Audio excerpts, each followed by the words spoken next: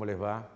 Bueno, otro costado de la pandemia que obviamente nos azota a todo el mundo tiene que ver con determinados dilemas éticos, bioéticos, como por ejemplo, qué pasa con el sistema de salud cuando está colapsado, el tema de la discriminación a quienes padecen la enfermedad, a los médicos.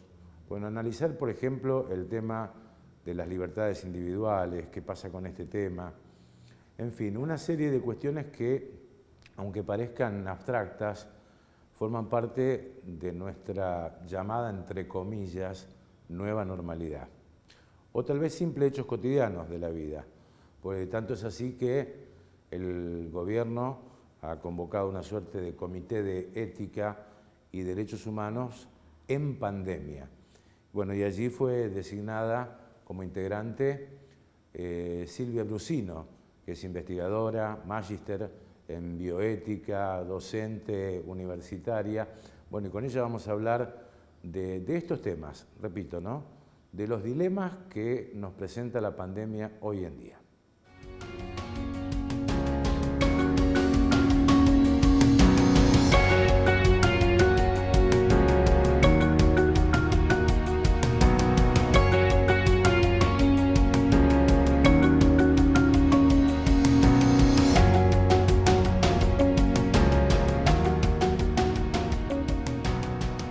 Bien, como habíamos dicho en la introducción, con la investigadora, docente, magíster en bioética, investigadora convocada por el Comité de Bioética y Derechos Humanos de la Nación para tratar este tema en pandemia. Es Silvia Brusino, te saludamos y gracias por esta entrevista. Bien, gracias. Buenos días. Gracias a ustedes. Silvia, a ver, una pregunta personal antes de entrar en algunos temas, ¿no? ¿Qué te atrajo de la bioética, que para muchos parece un tema abstracto, sin embargo es un tema tan cotidiano de todos los días, de la conducta humana, de la relación con el otro, de la responsabilidad profesional? ¿Qué te atrajo en vos de estudiar esta cuestión? Bueno, mira, es muy linda la pregunta porque fue casi de casualidad. Yo estaba en un proyecto de investigación en la universidad y necesitaba un libro. Estaba estudiando un autor que se llama Javier Zubiri y necesitaba un libro y este libro estaba únicamente en la biblioteca de la Escuela Latinoamericana de Bioética, que funcionaba en Gonet, cerca de La Plata, y bueno, y hasta allá me fui a buscarlo. Me puse en contacto con el doctor Mainetti, que fue el doctor José Mainetti, que fue el que introdujo en realidad la bioética en Argentina. Y bueno, y cuando llegué a Gonet, él me recibió, tuvimos una conversación muy grata y me habló de la bioética de una manera, yo no tenía ni idea hasta ese momento. Yo era una profesora de ética que buscaba un libro que estaba allí. Y me habló de tal manera de la bioética y yo dije, algo debe tener de interesante, de bueno, esto para que este hombre esté tan apasionado. Un hombre muy sabio realmente, y era el director de la Escuela Latinoamericana de Bioética y de un centro oncológico de excelencia que funcionaba así en el mismo lugar. Así que, bueno, a partir de allí empecé sabiendo aprendiendo algunas cosas y ya no pude salir más de ahí. Y bueno, después de eso vino una formación más formal, es decir, este máster, que es un máster de la Universidad Complutense. En ese momento, estoy hablando de los 90, del año 94, 93, 94, y no había muchas oportunidades de formación en bioética, era muy incipiente lo que se estaba haciendo en Argentina. Estaba muy desarrollada en Estados Unidos, que es un poco donde ya a partir de los 70, se había institucionalizado, se estaba enseñando, había comités de bioética, y bueno, y a partir de allí, y en Europa, por supuesto, en muchos países europeos, y a partir de allí, bueno, hice mi formación en Chile, porque yo estaba por irme a España a hacer esta maestría, este magíster en bioética, dirigí a un bioeticista español, Diego Gracia, muy conocido, que tuvo mucha influencia en Latinoamérica, mucha presencia, porque en realidad fue la primera formación, se armó un grupo, es decir, lo trajo a Chile, desde el máster, firmó un convenio, la OPS, con la Universidad de Chile, y entonces trajeron el máster de la Universidad Complutense, aquí a Latinoamérica. Y esa primera edición con Chile, bueno, eso fue lo primero que yo hice. Silvia, me imagino que te habrás llenado de preguntas, ¿no? Y todavía te las seguís haciendo, ¿no? Acerca del comportamiento de la sociedad, acerca de todo lo que significa el bien y el mal, bueno, todo lo que... yo no sé si esta pandemia, decía en la introducción, bueno, ha convocado un comité de crisis que vos integrás, un comité de ética y derechos humanos. ¿Notás que la pandemia está sacando lo bueno y lo malo de la sociedad? ¿Y cómo, digamos, en qué están trabajando ustedes con este tema? Y sí, yo creo que las situaciones límites siempre sacan lo mejor y lo peor de uno mismo también, ¿no? De cada persona y de la sociedad. Y bueno, y esto, lo primero que te digo es no estoy integrando un comité de crisis, porque eso es una cuestión más técnica, más médica, y que tiene otros aspectos. Lo que yo integro es el Comité de Ética y Derechos Humanos, formado específicamente para asesorar al Ministerio de Salud de la Nación en estos temas éticos referidos a COVID-19. Claro. Al punto que cuando termine, esto está muy especificado en la resolución de formación que salió hace muy poco, a pesar de que nosotros estamos trabajando, fuimos convocados en abril en realidad, y te decía que cuando termine la pandemia, este comité se da por terminado, independientemente de que después digamos, el Ministerio decida tener un comité permanente en temas de ética, que es algo muy bueno y que muchos países tienen, ¿no? Y Silvia, ¿sus opiniones son absolutamente independientes como especialistas en el tema? Es un tema importante saberlo, ¿no? Muy importante y sí, esto es algo que muy bien explicitado desde la primera reunión que tuvimos con las autoridades del Ministerio cuando fuimos convocados. Lo propio de un comité de bioética o de ética tiene que ser justamente poder emitir opiniones independientes. Nosotros recomendamos, discutimos y recomendamos, y después, bueno, el Ministerio con esas recomendaciones, las autoridades las tomarán parcialmente, pero nuestra opinión es independiente. A ver, algunos casos concretos que se dieron en los últimos tiempos, a ver qué opinás, es decir, se vio discriminado el contagiado, el enfermo, hasta se vio discriminado el médico, ¿no? Que el médico iba a salvar vidas casualmente de la gente que después lo reprochaba, los aplaudía y después los insultaba, ¿no? Es decir, ¿cómo se entiende este tema? Y digamos, dentro de las recomendaciones, ¿está la privacidad de la enfermedad, Silvia? Sí, claro que está. Ahí, a ver, decíamos antes, las situaciones límites y la pandemia creo que es una situación bastante límite que nos pone muy a prueba como sociedad y como personas, ¿no? Saca lo mejor y lo peor. Entonces esto, y las contradicciones, pone de relieve las contradicciones que tenemos.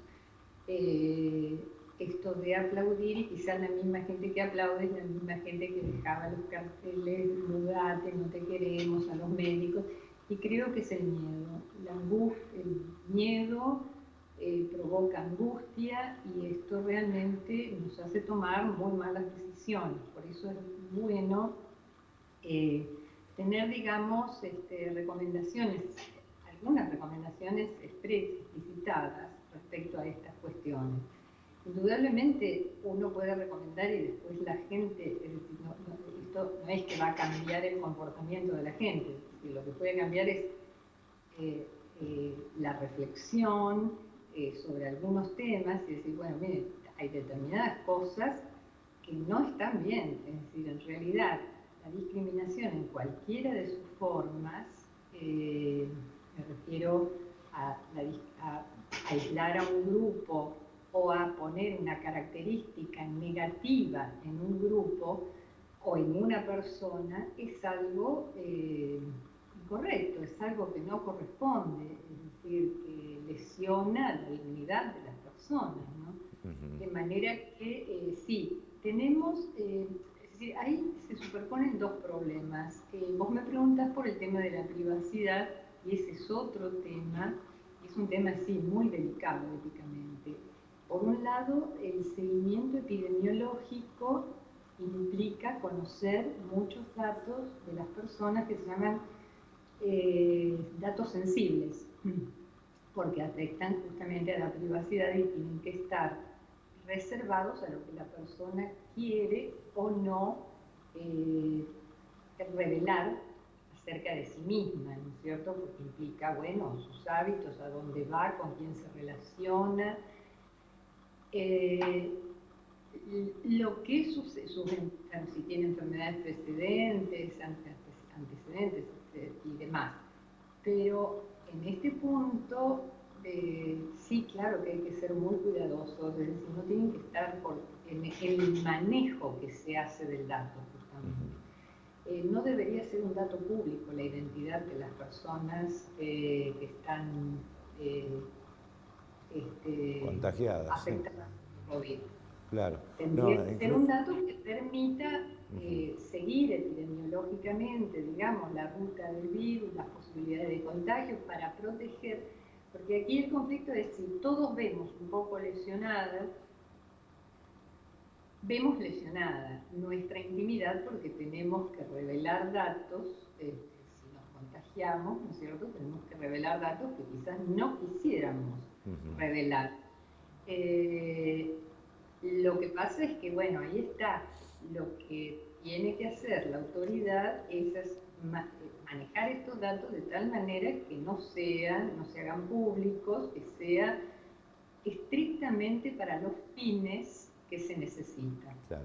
Y solo se necesita para proteger a esa persona y a los demás, que también tiene que ver con esto del aislamiento, etcétera, ¿no?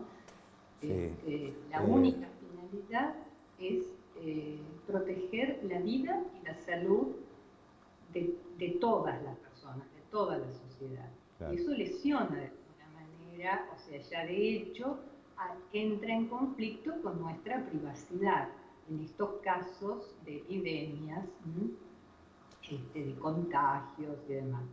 Pero tenemos que tratar de que se vea lesionada lo menos posible la privacidad. Silvia, me gustaría hacerte un par de preguntas más. Podemos hacer una pausa de 10 segundos, porque me gustaría hablar, no es muy alentador, ¿no? Pero de un tema tan sensible como es la elección del médico.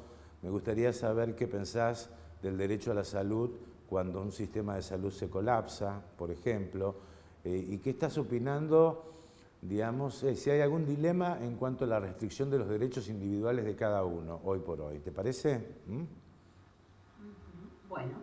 Bien, seguimos con la doctora Silvia Brusino.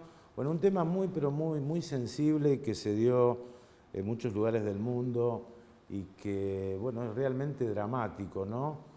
Cuando no alcanza el efector sanitario y se tiene que elegir entre una vida y la otra. ¿Qué ocurre ahí? O sea, ¿qué pensás? Digamos? ¿Qué es lo que hay que hacer allí? A ver, ese es un tema, creo que es uno de los temas más urgentes, más prioritarios.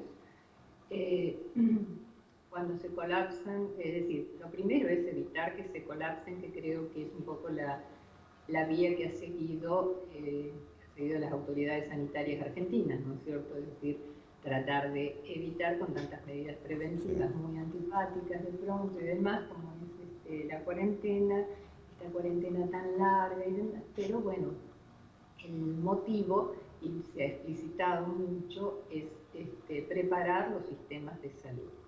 Ahora, subsisten dudas y hay bastante preocupación, fundamentalmente en ambas, ¿no es cierto? En los hospitales, en los centros asistenciales, en las terapias intensivas, es decir, los médicos de terapia intensiva en Buenos Aires están muy preocupados por ese tema. Se nota mucho ahí la diferencia, por ejemplo, cuando nos reunimos Sí, en sí, sí, sí. comité, la diferencia que hay en las preocupaciones, ¿no es cierto?, muy sentidas, muy presentes, de la gente que está trabajando en comités de bioética asistencial en distintos sectores de Buenos Aires.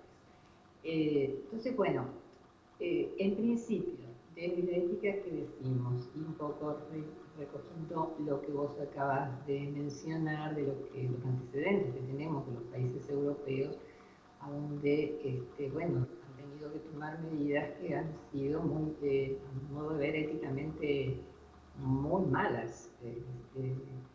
Medidas discriminatorias, como decir, bueno, a este grupo, ancianos o discapacitados mentales con determinadas discapacidades, no se atienden. Bueno, en principio, esas formas de discriminación no son éticas, es decir, atentan, lesionan básicamente derechos humanos, ¿no es cierto? Es decir, son todos iguales y nadie debería morir ni de COVID ni de ninguna otra enfermedad por falta de atención. Claro. Por falta de atención. Está el otro tema también que es la gente que no tiene derecho al acceso a la salud, o sea, lugares muy pobres en Argentina también que están alejados y que tal vez no puedan llegar a un centro de salud y también tienen derechos y derechos humanos, obviamente. Esas son nuestras primeras, claro, la primera recomendación es esta que te estoy diciendo, la primera recomendación, después lo que se puede, no nos olvidemos de una cosa, el sistema de salud argentino estaba muy mal antes de la pandemia, entonces nada mejora en eso, ¿no es cierto? Es decir, pueden, tomarse medidas hasta donde se puede para reparar de alguna manera y rápidamente, acondicionar lugares, etcétera, pero más allá de lo que vimos, que en ningún lugar del mundo, ningún sistema de salud, por más eficiente que fuera e igualitario y demás, estuvo preparado, ¿no es cierto?, a la altura, es decir, todos se han visto sobrepasados, algunos más que otros. Entonces, de lo que se trata es básicamente de un tema de equidad desde el punto de vista ético, ¿no es cierto? Claro. ¿Qué significa esto? Todos, si partimos, ¿cómo partimos?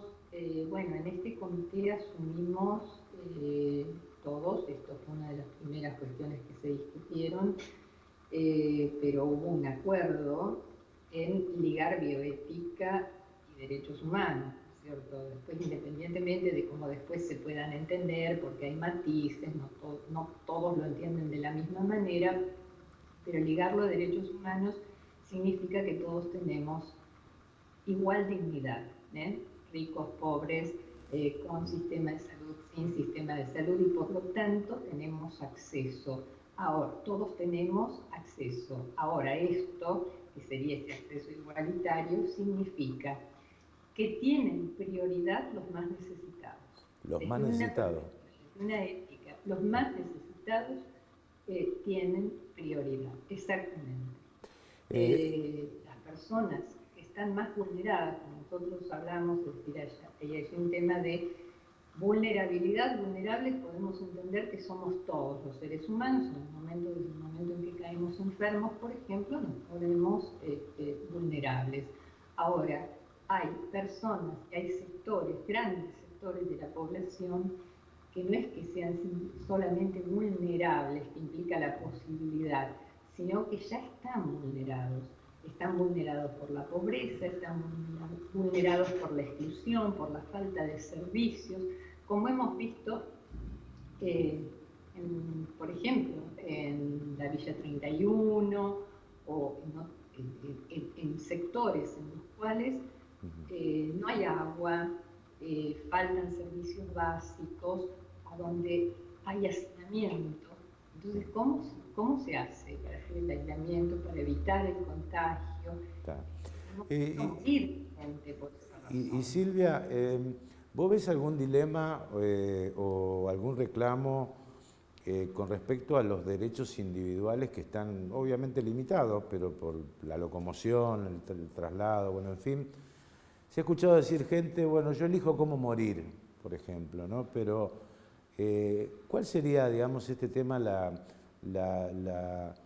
concepción de los derechos humanos bioética sobre nuestros derechos, los derechos de todos? Digamos, hay una responsabilidad individual, pero digamos, hoy la responsabilidad social, digamos, es superior a mi derecho individual de transitar, por ejemplo. ¿Me entendiste? Claro. Buena pregunta también. Mira, Guillermo, en momentos de pandemia prima la salud pública sobre los derechos individuales. Por supuesto que esto lesionándolos lo menos posible, como decíamos antes, el derecho a la privacidad y el derecho a la libertad que cada uno tiene que tener para tener su propio espacio. Pero todo esto en realidad queda supeditado, y todos tenemos que hacer ese esfuerzo, queda supeditado al cuidado del otro, porque el tema, me quedé pensando en lo que dijiste de, sí, yo escucho también ese argumento, yo elijo cómo morir, y en términos generales no tendría ningún problema en decir, tenés razón, cada uno puede elegir,